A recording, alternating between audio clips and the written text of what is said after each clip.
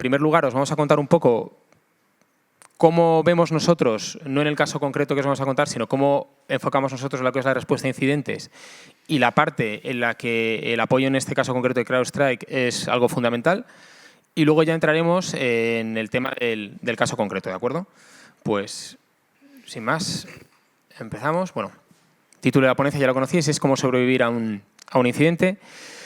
Bueno, pues lo que os he dicho ya, ¿vale? Vamos a ver un poco cómo hacemos todo el proceso de respuesta a incidentes, qué fases y qué partes son importantes y a continuación nos meteremos ya en el caso concreto del que hemos venido a hablaros.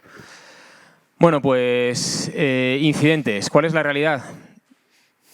La realidad es que esto lo habéis visto el año pasado y nosotros lo hemos sufrido en nuestras carnes, lo hemos tenido constantemente en los medios. El Ayuntamiento de Castellón, la Diputación de Segovia, que tuvimos que mandar, en ambos casos hemos tenido que mandar equipos allí a resolver el incidente y bueno, pues es un trabajo, el que lo haya sufrido lo sabe, es un trabajo que quema mucho, que es muy duro y muy exigente, ¿no? ¿Qué más ha habido? El caso del SEPE, ese lo tenéis que conocer todos, salió en los periódicos, estuvimos allí metidos pues también cerca de un mes, yo creo. Y por último, el caso del que, bueno, este fue otro caso diferente, lo pillamos justo antes de que detonaran el ransomware.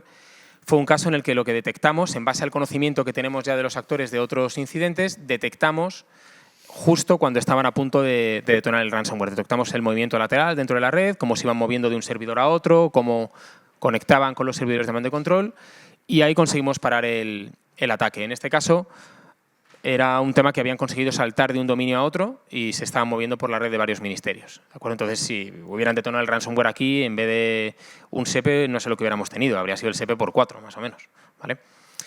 Y por último, el caso del que os vamos a hablar, exactamente 3 meses después del incidente del SEPE, sufrió un ataque el Ministerio de Trabajo y Economía Social, el MITES, ¿vale? Bueno, pues como os decía, nosotros cuando tenemos un incidente lo enfocamos o podemos decir que lo estructuramos en 3 etapas fundamentales, ¿vale? En primer lugar, la respuesta inicial o la contención. En el caso del ransomware, la respuesta inicial, pues poco hay que hacer. Si todavía no se ha cifrado toda la red, que algún caso hemos tenido en el que todavía no había caído todo, bueno, pues se dan recomendaciones como tirar del cable, apagar todo lo que se pueda para evitar la propagación, etcétera. En el caso del que os vamos a hablar hoy, cuando llegamos, aquello ya, o sea, llegamos como bomberos, la casa ya había ardido y poco más se podía hacer, ¿de acuerdo? Bueno, siguiente paso, que es fundamental, es empezar a trabajar en la recuperación de la red, ¿de acuerdo? La red, prioridad fundamental para el organismo es levantar la red, pero en paralelo hay que hacer un proceso de investigación para saber qué ha pasado y por qué. Y sobre todo evitar que se repita. No puede ser que levantemos la red y a los 2 días, no el mismo actor, pero otro diferente, les haga exactamente lo mismo, ¿de acuerdo? Esa es la idea. Respuesta inicial. ¿En qué consiste? Pues lo que hacemos nosotros siempre es pedir información, preguntar qué problema ha ocurrido, qué información hay disponible. Eso para nosotros es fundamental, saber qué logs podemos analizar para encontrar la causa raíz. Y sobre todo también, en función del tipo de incidente, preparar y montar un equipo de respuesta a incidentes adecuado. También tenemos que saber con qué medios cuenta el organismo y de esa manera podemos empezar a darles indicaciones de medidas a tomar. Os pongo un ejemplo. Si es un caso de ciberespionaje, que son casos de los que tratamos muy a menudo, nunca les decimos que corten, ¿de acuerdo? Cuando tienen un actor metido en la red que lo que quiere es pasar desapercibido y robar información y hemos tenido la suerte de pillarlo, intentamos determinar el alcance, ¿de acuerdo? Es ver qué demonios ha pasado y entonces para eso, en ese caso de un caso de ciberespionaje, no tomaríamos medidas de mitigación inmediatas, ¿vale? Entonces monitorizaríamos, vemos qué hace, qué les interesa y cuando ya sabemos cómo se mueve, se le da un golpe seco y se le intenta cerrar todas las vías. En el caso del ransomware cambia un poquito, ¿vale? La investigación, lo que os decía, es saber qué ha pasado, es analizar logs, es hacer análisis forense de máquinas, es analizar el código dañino para saber qué demonios ha ocurrido en las horas previas, en este caso, por ejemplo, al ransomware, ¿vale? Esto es muy importante también, el quién. Cuando tenemos un caso, ya sea notificamos un caso de ciberespionaje en un organismo o en el ransomware un poco menos, ¿y quién está detrás de esto? Bueno, pues en la fase inicial de la investigación a nosotros eso nos da igual, ¿vale? Lo podremos saber más adelante en base a cómo se mueve y qué herramientas utiliza, pero en primer lugar es una pregunta que no es fundamental responder. ¿vale? A todos nos gustaría saber quién demonios está detrás, pero bueno, ya sabéis que además en este mundo de los ciberataques es un tema bastante complejo, ¿vale? ¿Qué más?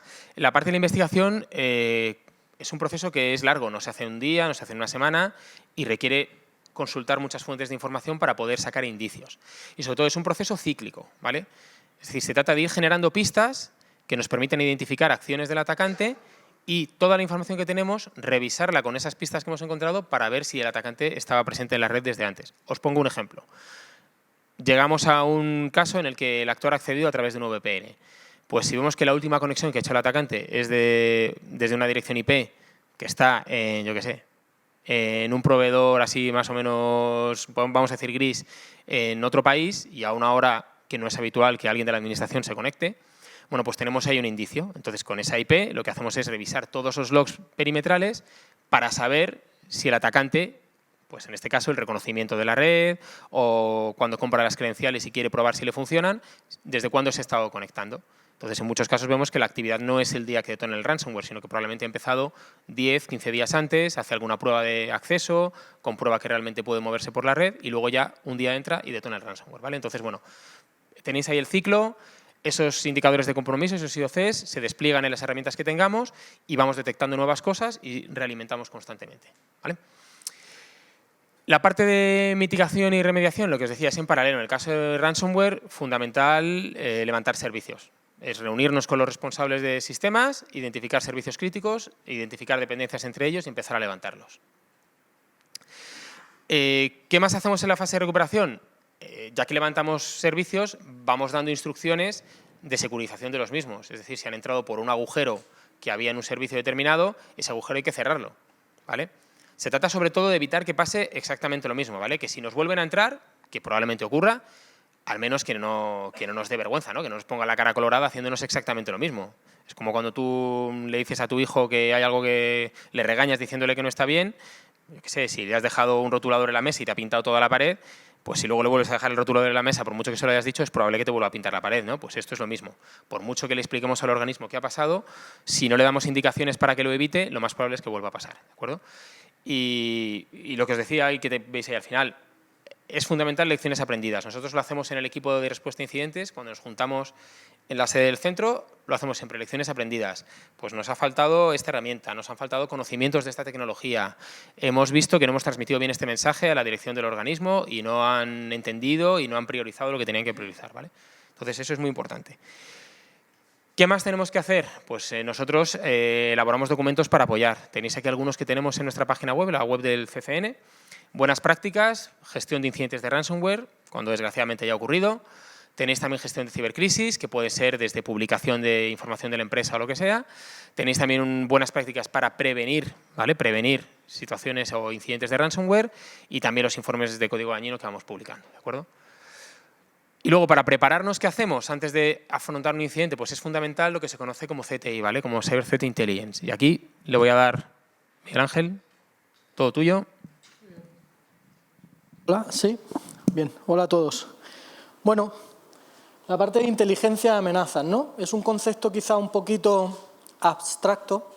Entonces, voy a dar algunas pinceladas de qué significa, qué quiere decir, cómo se genera, cómo se utiliza, ¿vale? Dónde es útil para poder comprenderlo.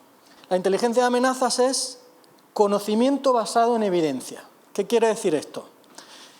Hay una serie de procesos, también en un ciclo estructurado, totalmente bien formados, que son los que nos permiten, a partir de información original, de información inicial que obtenemos, por así decirlo, en pequeñas partes, que es lo que llamamos los indicadores de compromiso, esa información se enriquece, se correla, se procesa, se analiza y se le da forma y sentido. La inteligencia de amenazas tiene que ser relevante, tiene que ser de un volumen adecuado, tiene que poder compartirse y generalmente toda esa información viene de diferentes puntos, ¿vale? ¿Qué tipo de inteligencia de amenazas hay? Pues tenemos desde lo más básico, que es la inteligencia técnico-táctica, en la que partimos de lo que llamamos IOCs o indicadores de compromiso. Son hashes, son dominios, son IP, son el elemento, la unidad básica de conocimiento de información en el que se basa la inteligencia de amenaza. Cuando un analista de SOC o cuando quiero realizar automatización, cuando quiero meter información para bloqueo en un proxy, en un firewall o donde sea, utilizo ese tipo de información. Pero si esa información se enriquece, si trabajo en buscar un marco de tiempo, en darle información sobre el vertical, en analizar la muestra concreta que se ha detonado y que está realizando esa comunicación con ese command and control, o esa muestra que tiene un hash concreto. Entonces, después de un análisis profundo y de darle más capas de información, ya tengo inteligencia operacional, que van a utilizar los analistas de un nivel 2 para entender la muestra, capacidades de la muestra, qué es lo que estaba haciendo, ¿no? Y cuando a esa información le agrego una capa más, y estoy hablando de motivación, intención del posible atacante, cuando estoy hablando del marco temporal que puede estar embebido dentro de una campaña, es decir, toda esa información que voy aplicando es lo que convierte ese indicador base con el que he empezado a trabajar en inteligencia estratégica. Esa última inteligencia es la que utiliza el C-Level de las compañías. ¿Por qué? Porque detrás de cada ciberataque siempre en el centro, siempre hay un humano o un grupo de humanos. Conocer su motivación, su intención, sus tácticas, sus técnicas, su infraestructura es lo único que te permite ir un paso por delante. Entonces, el nivel C es el que define esos planes de seguridad, esa estrategia para las compañías o para los organismos públicos y utilizan esa información, como digo, para poder desarrollar este tipo de planes. Alguna palabreja, un poquito de nomenclatura que nos va a ayudar. Como sabéis, hay 3 grandes grupos de atacantes, de adversarios. Está la ciberdelincuencia, motivación económica, tiene una serie de infraestructuras, de técnicas, de herramientas específicas. Cada grupo, además, lo hace de una forma diferente. Y todo ese trabajo que realizan, todas esas tácticas, técnicas y procedimientos, es lo que definen sus TTPs, ¿no? Que van a ser básicos para entender quién ha sido después de una respuesta a incidente o cuando se está en un trabajo de respuesta a incidente. Para trabajar en threat hunting no puedo buscar a un adversario, un posible adversario que tenga dentro de una organización si no sé lo que estoy buscando, ¿vale? Entonces, toda esa definición para la ciberdelincuencia, motivación económica, y vamos a focalizarnos en tratar de buscar cuál es lo que los caracteriza, ¿no? La parte de las intrusiones selectivas, esto es lo que hacen los estados, ¿no? Son grupos patrocinados por Estado-nación. Rusia, China, Irán, Corea, prácticamente todos los países tienen una unidad específica que se dedica a este tipo de intrusiones. Cada país tiene unos objetivos, tiene una motivación, tiene un plan. China tiene su plan quinquenal, Rusia tiene el FSB, tiene el GRU, tiene una serie de, digamos, de organismos herederos de la extinta KGB y tiene una serie de motivaciones y de intenciones, mantenimiento del régimen, expansión de fronteras, es decir, una serie de cuestiones que son a las que se dedican y lo que definen sus objetivos, ¿no? Y ellos son los que realizan esas intrusiones selectivas. Hacktivismo, los activistas de toda la vida, pero en el mundo ciber. Tienen algún tipo de, Anonymous es quizás de los más conocidos, tienen algún tipo de ideal, algún tipo de cuestión que persiguen y mediante ataques pues ganan relevancia y dan visibilidad a lo que están buscando.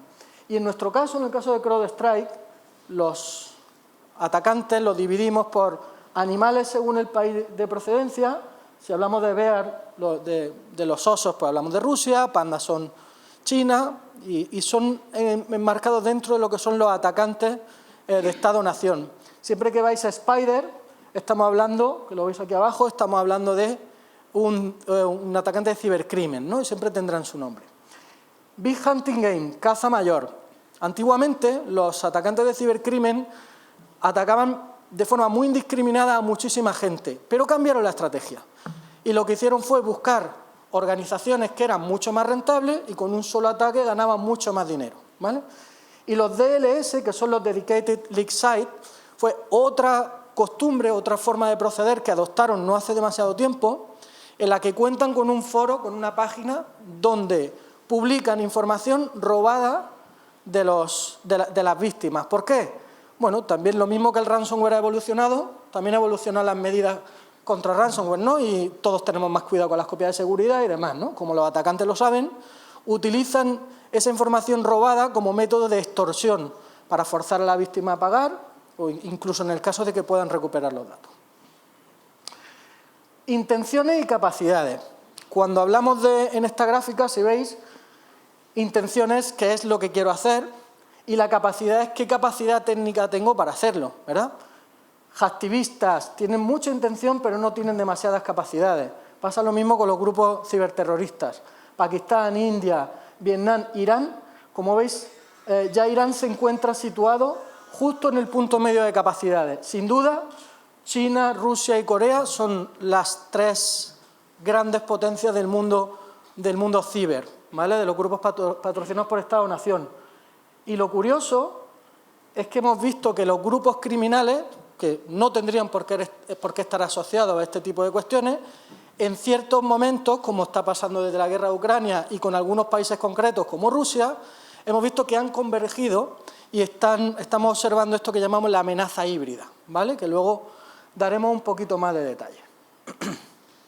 Bien, el ecosistema criminal. Vamos a hablar de lo que pasó en MITES. En MITES fue un grupo de cibercrimen. Es una pena que no se vea bien la presentación, pero simplemente aquí lo que tratamos de decir es que están totalmente estructurados. No penséis que un cibercriminal es un tío que está en su casa con un gorro, una capucha y una cerveza. No. Son organizaciones totalmente estructuradas donde hay una capa de servicio, hay los que se dedican a ofrecer estos servicios, a montar ransomware as a service y una serie de cuestiones. Luego tienen los que hacen la distribución y luego tienen los que se dedican a monetización, las mulas, es decir, todo está muy estructurado, ¿vale? ¿Cuáles son quizá los más importantes? Y a día de hoy, y esto es súper importante para todos los que estáis aquí, los access brokers o los intermediarios de acceso. ¿A qué se dedican? Ellos solo roban credenciales, no hacen otra cosa. ¿Cuál es el problema? Que cuando tratamos de mapear un ataque siempre nos vamos a la kill chain, ¿verdad? Para ver qué es lo que ha pasado. La kill chain se la pasan la mitad por el arco del triunfo, porque ya tienen credenciales, ya solamente tienen que llegar, como mucho hacer movimiento lateral e impacto. Toda la fase inicial no es necesario hacerla. Y es el 70% de ataques que estamos viendo a día de hoy vienen de credenciales robadas por access broker. ¿Cómo lo hacen?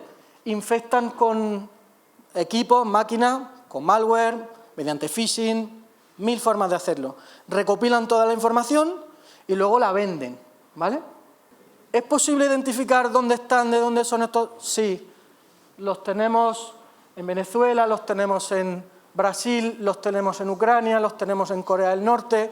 Hay algunos que son de origen desconocido. En Europa del Este están la gran mayoría, ¿vale? Y muchos de ellos en Rusia. Como veis, se vería un mapa, ¿vale? Pero es posible identificar también dónde están y a lo que se dedican, ¿vale? Bien, la respuesta conjunta. Miguel Ángel. Bueno, pues todo esto que os ha contado Miguel Ángel del conocimiento de la amenaza, ¿no? De saber a qué nos enfrentamos, en el caso del MITES, como os decía, apenas 3 meses antes habíamos tenido el incidente del SEPE. ¿Qué hicimos en este caso? Bueno, pues gracias al conocimiento que adquirimos en el SEPE, el análisis de la muestra, cómo se había movido el atacante por la red, en nuestra herramienta anti-ransomware, podemos llamarla, que se llama Microclaudia, que no sé si la conocéis o si alguno la tiene desplegada en su organismo, desplegamos vacunas para prevenir la infección con Ryuk, ¿no? con el ransomware en cuestión. Bueno, pues nos encontramos con que 9 de junio de 2021, exactamente 3 meses después, llegamos a la oficina y no se ve muy bien, pero vemos, esto es el panel de Microclaudia, vemos que desde las... Bueno, esta ya no recuerdo qué pantalla es, pero vamos, vemos un chorro de alertas de que Microclaudia está parando Ryuk en el Ministerio de Trabajo y Economía Social. Como podéis ver las horas, pues 5:30 de la mañana, creo que empezó como a la 1:30 de la mañana o 4:30 empezaron a detonarlo. Bueno, pues llegamos a la oficina a primera hora, vemos esto, en ese momento nos llama Miguel Ángel para avisarnos de que en ese momento el Ministerio estaba haciendo una prueba de concepto de del EDR de CrowdStrike y que ellos estaban viendo lo mismo, que había muchísimas máquinas, las máquinas donde estaba instalado, que se estaba ejecutando el ransomware o que se estaba evitando su ejecución. ¿Qué ocurrió en este caso? Pues el caso del MITES fue un poco a la inversa que el caso del SEPE. El SEPE tenía microclaudia instalado en los servidores, pero no en los equipos de usuario. Entonces, en el caso del SEPE, todos los equipos de las oficinas que tienen por toda España y de la sede central cayeron. En el caso del MITES fue al revés. Tenían microclaudia desplegado en todos los equipos de usuario, pero no en los servidores. Entonces, equipos de usuario no hubo ninguno cifrado. Bueno, solo uno, porque el atacante desactivó microclaudia para poder cifrar ese. Y el problema está en los servidores, que de 950 aproximadamente cayeron 900. ¿Vale? Entonces, bueno, nosotros llegamos allí y empezamos a trabajar con ellos y, como os decía, empezamos contención, ya poco había que hacer. Lo que empezamos a trabajar es, y esto lo hacemos siempre así, ¿vale? Nosotros ponemos nuestros recursos, pero la red es vuestra, la red es del organismo, el conocimiento es vuestro y nos apoyamos siempre en vuestro personal. Entonces, nos reunimos con la dirección TIC, planteamos la estrategia a seguir, se identifican servicios esenciales y se empiezan a levantar. Nosotros estamos allí como apoyo, como medidas de securización y en este caso pues nos apoyamos para la parte de la investigación, nos apoyamos en la gente de CrowdStrike que ya estaba allí, también tenía conocimiento de la amenaza y dado la carga de trabajo que suponía, pues esa parte de investigación nosotros la dejamos en paralelo para un recurso del Ministerio, que en este caso era el proveedor. ¿De acuerdo? Entonces eso lo hacemos. Si algún día, Dios no lo quiera, tenéis un problema de este estilo y vamos allí a ayudaros, pues si vosotros tenéis recursos propios hay que movilizarlos como uno más. ¿Vale? Nosotros ponemos toda la carne en el asador, pero lo tiene que hacer todo el mundo. ¿Vale? ¿Qué ocurre con esto? Pues que al final, como os decía, nosotros cuando llegamos a un sitio así, lo que nos encontramos es un grupo de personas totalmente en shock. Están totalmente en shock porque tienen la red caída, probablemente hay algún secretario de Estado, algún ministro que está llamando preguntando qué demonios pasa, que lo ha visto en el periódico, que el correo no me funciona, que cuando voy a tener correo, que no accedo a las unidades de red, que todo ese tipo de problemas, ¿no? Os imagináis cómo es. Entonces nosotros lo que hacemos es, como os he dicho, nos sentamos con ellos e identificamos servicios críticos que hay que levantar desde el minuto cero. Y luego ya con los responsables de sistemas, con los administradores de sistemas, lo que elaboramos es ese plan de recuperación y también estimaciones, ¿vale? Es muy importante para la dirección darles una estimación. Si nos preguntan cuándo va a estar listo el sistema de correo electrónico, pues lo mejor es darles una fecha, ¿vale? No decirle, obviamente el primer día vas a decir no lo sé, pero cuando ya vayas levantando sistemas te puedes hacer una idea de el tiempo que te lleva, ¿no? Entonces lo ideal es decirle, pues oye, 4 días, ¿te quieres dar uno de margen? Dile 5.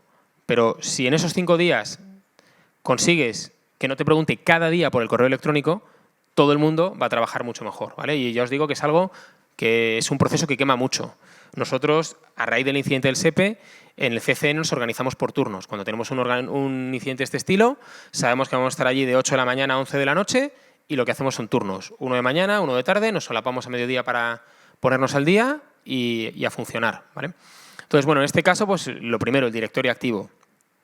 Dio la casualidad de que en este incidente tuvimos un par de problemas que retrasaron mucho el recuperar el servicio de directorio activo, con lo que todo lo demás se vio afectado y la recuperación tardó un poco más, ¿vale?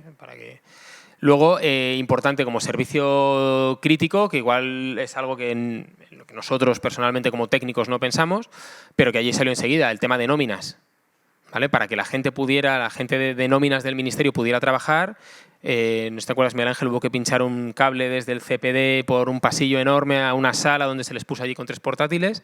O sea, son unos días de bastante caos, pero hay que tener muy claros cuáles son los servicios críticos para que a los 3 días digamos, ahí va, pero si esto depende de esto otro y no lo hemos levantado todavía, ¿de acuerdo? Y bueno, como os decía, ¿qué hicimos además para evitar, lo que os decía antes, evitar que ocurra lo mismo? Pues desplegamos microclaudia en todos los equipos, con vacunas actualizadas para la nueva variante. Se rotaron las contraseñas que había utilizado el atacante. Esto es algo fundamental. Cuando identificamos qué contraseñas de administrador de dominio ha utilizado, hay que cambiar todas las contraseñas y todas es todas. No puedo dejarme 2 porque estas no las ha usado. ¿Vale? Hay que cambiarlas todas. Y lo que hicimos fue hacer un despliegue en remoto, porque también el Ministerio de Trabajo tiene delegaciones en algunas embajadas. Hicimos un despliegue conjunto del EDR de CrowdStrike, del Falcon, y de microclaudia, ¿vale? Entonces, ese es un poco cómo enfocamos la respuesta en este caso. En todo momento, reuniones con la gente de sistemas, reuniones con las subsecretarías de los ministerios afectados, porque además del Ministerio de Trabajo, la red es compartida, el dominio era compartido con el Ministerio de Inclusión, entonces afectó a 2 ministerios. Entonces, había que manejar la información y eso es algo fundamental. Como responsables de sistemas de la administración pública, la información, cómo se maneja y cómo se transmite hacia arriba es importantísimo, ¿de acuerdo? Si tú manejas, si tú eres el primero en dar la información, tienes la posibilidad de manejar el mensaje. Si sale en la prensa y por lo que sea se ha filtrado algo que no es cierto, alguien te cuenta que, yo qué sé, que ha sido un insider o cualquier cosa, parar ese mensaje ya luego es muy difícil, ¿vale? Entonces, nuestra recomendación es siempre que la comunicación sea clara, sea en tiempo, en forma y, sobre todo, transmitir con certeza lo que hay, ¿vale? No ocultar información, no decir medias verdades, sino ser muy claro con la dirección, ¿vale? Y bueno, lo que os contaba antes Miguel Ángel de la venta de credenciales, pues en este caso fue así, fue tal cual. Creo que les costó, conseguimos hacer un tracking de la venta de las credenciales del MITES, creo recordar que fueron unos $11 más o menos en el mercado negro, ¿de acuerdo?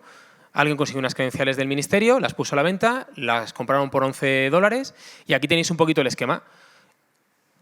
No sé muy bien en la pantalla, pero bueno, el atacante lo tenéis ahí a la izquierda, se conectó a la VPN corporativa, a través de esa VPN corporativa se conectó con el equipo del usuario, del equipo del usuario consiguió saltar a los controladores de dominio, elevó privilegios a la cuenta de administrador y desde ahí distribuyó el ransomware a todos los equipos. Y ya, pues bueno, game over, ¿vale? Ya toda la red caída, el núcleo de la red.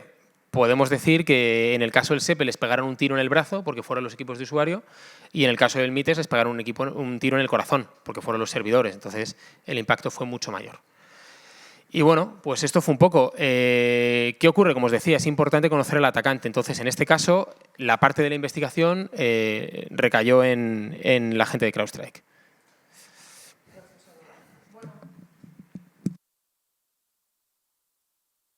Un montón de trabajo, como decía, turnos de 13, 14, 15 horas. Y siempre me acordaré además de la primera reunión que tuvimos antes de que pasara nada. Le estaba explicando a la persona responsable de seguridad y le decía: ¿has visto lo que ha pasado en SEPE?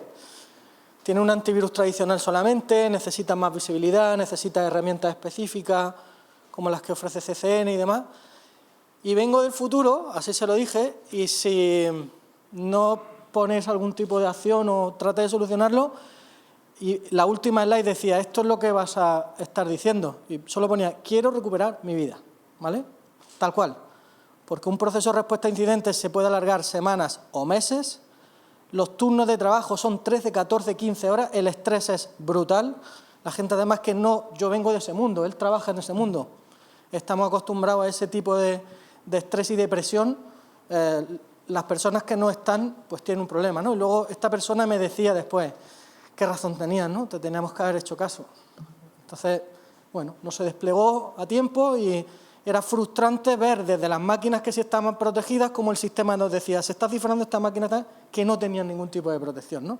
Y era frustrante. Y esto estamos hablando a las 3 de la mañana delante de una pantalla sin ser capaces de localizar a nadie. Qué importante es tener un plan, ¿verdad?, de respuesta a incidentes. Bien, el grupo que está detrás de todo esto se llama Wizard Spider. Son los mismos que de SEPE, son los mismos de MITES, son los mismos de un montón de hospitales privados. Obviamente no se pueden dar detalles, pero están detrás de la mayoría de ataques. De los más prolíficos que hay con foco en España, tiene un arsenal de herramientas propio brutal.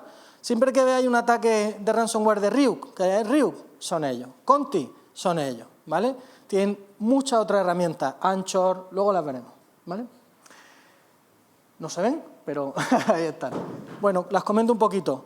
En cuanto a ransomware, los más conocidos, Ryuk y Conti, además han hecho muchos millones de dólares y muchos ataques a nivel mundial, pero en España un montón. Tienen SIDOG, que es una herramienta de filtración que nos ha permitido no solo saber que se dedican a cibercrimen, sino que están dentro de lo que explicaba antes de la amenaza híbrida. También trabajan con el gobierno ruso, concretamente con el FSB. El FSB es una unidad, la unidad federal de seguridad rusa, vienen de, como decía, del extinto KGB y se dedican de la seguridad interior, de la parte de contrainteligencia. El SVR se encarga de la parte exterior, ¿no? Pues se ha demostrado que esta gente utiliza esa herramienta para robar datos y dárselo a esa unidad, ¿vale? Conti CDOC, de la ransomware Conti, que además tiene su DLS propio, pues importante. Como decíamos, tanto Wizard Spider en 2020 es cuando hacen esa herramienta, CDOC, y es cuando se demuestra, y en 2022 este grupo declara públicamente que va a atacar a cualquier país que apoye las sanciones que se están realizando contra Rusia como resultado del ataque a Ucrania, ¿no? Entonces, bueno, ¿por qué hacen esto? ¿Por qué apoyan al gobierno? Puede ser por dinero, puede ser por miedo, puede ser por patriotismo o por una mezcla de todo, ¿no? Yo siempre digo que la ensaladilla rusa con polonio tiene que estar a la orden del día, ¿no?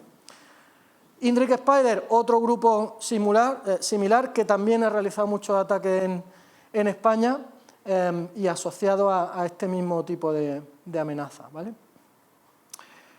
Comprendiendo la kill chain de Conti, cuando utilizan Conti o cuando este grupo utiliza Conti o Ryuk, es muy similar, ¿no? El vector de entrada inicial busca una vulnerabilidad, ingeniería social para obtención de credenciales, ataque a la identidad, es decir, credenciales, que como digo es a día de hoy el 70% de los ataques. Esto es lo más importante que me gustaría que llevarais de la charla de hoy, ¿vale? O también por spam, que al final lo que consigue son credenciales. Herramienta de acceso inicial, TrickBot y BuzzerLoader. Normalmente no utiliza la herramienta final de saque, sino que tienen otras que son las que despliegan esa herramienta, en este caso Buzzer. Acciones de posexplotación, como tienen credenciales, pueden hacer movimiento lateral sin ningún problema. En este caso fue por RDP a varios servidores. Además, hay una cosa curiosa de este grupo, ellos embeben las credenciales que han robado dentro del propio ransomware, en este caso era Ryuk. Entonces, para hacer un movimiento lateral o para infectar o cifrar máquinas que son remotas, no tienen que hacer nada, porque ya la credencial está dentro del ransomware y solamente lo ejecutan, y él solo se va copiando a todo el resto de máquinas y va cifrándolas todas, ¿vale? Living on the LAN, ya sabéis, herramientas propias de los administradores, de los sistemas operativos, que es como un tenedor. Si lo usas para comer, bien; si se lo clava Álvaro en el pecho, mal, ¿vale? Pues lo mismo con ese tipo de herramientas.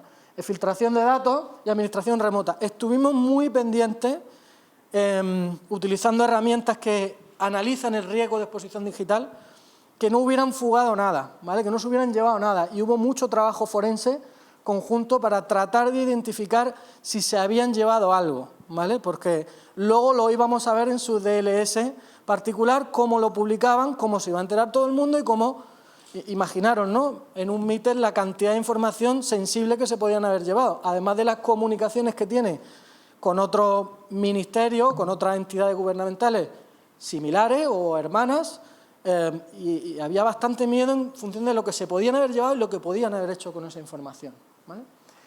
Al final, para quedarse en el sitio de forma oculta, silenciosa, Cobalt Strike, Mimikatz para sacar más credenciales, PowerShell para 1000 cosas, aunque sea una herramienta de administración, sabéis que lo utilizan muchísimo, WinSCP para hacer copias remotas, y no canta. Un antivirus no te va a decir que es malo, si es que es software legítimo, ¿vale? Bien, al final lo que hacen es, el ransomware que toque, Conti o Ryuk, y al sitio de publicación de LS decir, me los he cargado, aquí están sus datos. Si no pagáis, esto lo voy a vender, ¿vale? Bueno, para terminar, una tuya, bueno, si quieres ahora paso yo a la siguiente. Vale. Bueno, para acabar, las conclusiones que os quería, ya os lo he transmitido todo, pero desde nuestro punto de vista, ¿vale? Cuando un organismo es víctima de este ataque, lo que nosotros hemos visto que es fundamental desde el principio el apoyo de la dirección, ¿de acuerdo? La dirección tiene que ser muy consciente del problema, de ahí que os dijera antes que hay que transmitir la información de forma lo más precisa posible, porque el objetivo es común. Y si el objetivo es común hay que remar en el mismo sentido. No podemos recuperar una red si lo único que recibimos son presiones brutales cada día o cada 2 horas y reuniones constantes porque el director general o el secretario de Estado quiere saber lo que sea. En el caso del incidente del MITES y del Ministerio de Inclusión, pues la verdad es que tuvimos la suerte que los gabinetes de ambos ministerios y las subsecretarías de ambos ministerios fueron enormemente comprensivas con la situación, se les explicó lo que estaba pasando y, bueno, se encargaron un poco de, podemos decir, transmitir el mensaje hacia arriba y parar un poco el golpe cuando venía la presión desde los gabinetes. Fundamental también, nos lo hemos dicho antes, la gestión del personal. Son incidentes que, si no lo has vivido nunca, a nosotros, a mí personalmente, cada vez que tenemos un incidente de estilo, no suele pasar más de un día o 2 días antes de que alguien nos pregunte, oye, ¿vosotros trabajáis siempre así? Porque, claro, tened en cuenta que es gente que igual está acostumbrada a trabajar a un ritmo mucho más tranquilo, sin esa presión brutal de tener que levantar cosas. Y, claro, cuando estás ahí metido un domingo, que nos ha pasado, un domingo de 8 de la mañana a 11 de la noche, y a las 11 encima te piden algo para que esté listo para las 8 del día siguiente, pues hay gente que no lo sabe llevar bien. Entonces, nuestra recomendación es eso, es ver un poco cómo va la gente. Si tienes 3 personas que están levantando un servicio y puedes jugar un poco con que no estén los 3 todos los días para que se oxigenen un poco de vez en cuando, eso es algo fundamental, ¿de acuerdo? El trabajo en equipo, lo hemos contado aquí, nosotros vamos a ayudaros, pero es algo que hacemos juntos. Nosotros asumimos la responsabilidad de ir allí, de decir qué medidas se toman. Si algo de lo que hemos dicho no sale bien, pues bueno, oye, la responsabilidad es nuestra, ¿vale? Pero es trabajo en equipo. Necesitamos toda la información por vuestra parte porque la red es vuestra. Entonces, yo no puedo ponerme ahí a administrar vuestra red. Tenéis que hacerlo vosotros y también trabajo en equipo con vuestros proveedores, ¿de acuerdo? Entonces, es algo fundamental. El horario flexible, ya os lo he dicho varias veces, son incidentes que totalmente abrasivos para todo el mundo, ¿vale? Entonces, hay que saber gestionarlo muy bien. Y por último, la proactividad. La proactividad es no esperar a que nos pase, sino intentar evitarlo. Pues desplegando soluciones. Nosotros hemos puesto muchísimo esfuerzo en el desarrollo y la mejora de Microclaudia. Ponemos muchísimo esfuerzo en analizar muestras de malware de miles de campañas que salen, que no sufrimos, gracias a Dios, pero que analizamos para ayudar a protegeros.